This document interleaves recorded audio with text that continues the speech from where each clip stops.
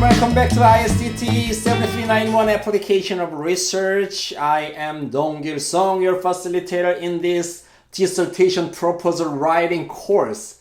Yes, last week you revised your research questions. How was that? I understand that revision is painful. Revision sucks. Alright, I understand that, but that is the essential process to improve the quality of your dissertation, okay? Yes, this week we will talk about, drumroll please! Yes, literature review, which is most important thing in your dissertation. Yes, every single part is important and essential and crucial for your dissertation, okay? And literature review is part of it. Okay, let's talk about it. Yes, I'm Brain Lab. Today we're gonna talk about how to do the literature review. Dong-Gil Song, donggil.song@gmail.com. Literature review is kind of cyclic process. Start from topic selection and then search the article. Absolutely. After that, we can skim and scan and categorize the articles and survey and critique the literature. After that, finally, we are writing the review. That's it. Ta-da! It's all about the literature review. Okay, let's talk about the search process. The key secret is, drumroll please, yes, Google Scholar. Google Scholar is an awesome tool for you to search the articles. Absolutely, you can utilize your university's library websites, that's fine, or other search engines, but I love Google Scholar. And then when you're writing and you're critiquing the literature, you should be able to find these two things: what we know and what we don't know. Yes, if you find these two things, your literature review will be very successful. Specifically, many of you are talking about this what we don't know part, because something is what we don't know and I'm gonna investigate this. Yes, that's a good way to justify your research, but what we don't know does not always mean what we should know. Alright? Then you need to justify, you need to provide evidence that this is something we can contribute to our society, in the world. Alright? Something we should know, something it is worth to investigate. Also, let's talk about what we know part. When you are talking about what we know part, you should be very, very critical. Okay? Because not all research papers are talking about the truth. For example, yes, you've learned statistics from me last summer, right? Yes, we've learned lots of statistics methods and their assumptions. For example, let's assume that some researchers didn't check any assumptions and they just utilized the statistical method. Can you trust them? Can you trust the results? No. So when you are reading this kind of thing, you should be very, very critical and you should be able to identify what to trust, what we should not trust.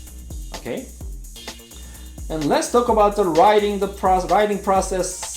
So I'd say it's a burger or sandwich process, because a paragraph is consisted with something like this orders, like argument 1, and inside of this argument buns, literature 1, literature 2 patty, literature 3, 4, 5 onions and lettuce or something, and then the argument 1.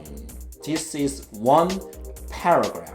Let's see an example, which is about interaction and online participation. This is a great article written by Dr. Dong-Gil Song. Okay, so it should be noted that not all interaction blah blah blah is an argument sentence. It starts with an argument sentence and then provide this kind of literature 1 and literature 2.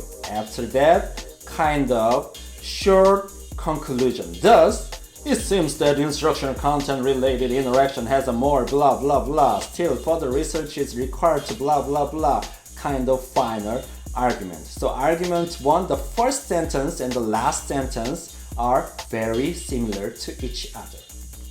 This is a one paragraph. So the next question is, how can we organize each paragraph? So for example, Sonia's research. One of my doctoral students, Sonia's research topic is the use of interactive technology in language learning.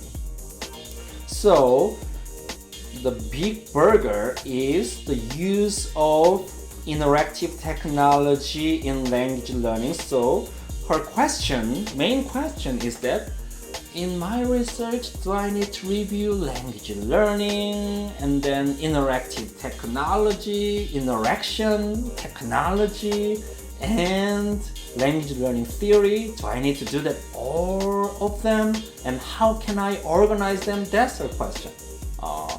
So my answer is, yes, starts from the use of interactive technology in language learning, and you may want to address language learning first. Okay, language learning first because it's an education field, and then language learning is based on this kind of burger theories. Okay, also you may want to review the interactive technology part here, and then how these interactive technologies have supported this language learning. Then finally, you will find these burgers, such as, this is hypothetical example. For example, currently what we know is that the use of interactive technology in language learning is super supportive, super effective in listening and writing. But what we don't know is this empty burger. Okay, what is this? What we don't know is the use of interactive technology in what? Yes, what we know is the reading part and listening part, so we don't know the writing part and speaking part. So my research is this. And then, yes, speaking and the other parts, the use of interactive technology is very important because ABC. This is a kind of organization of your literature. Some sort of overview. Okay, this is a short review about how to do the literature review. My name is Dong-gil Song, and then you can email me at donggil.song@gmail.com. If you have any questions, feel free to contact me. Alright, you have 2 weeks to write your literature review, and then after that you have additional 2 weeks to revise your literature review. Wow, 1 month project. Okay? Alright, I look forward to it. Bye bye.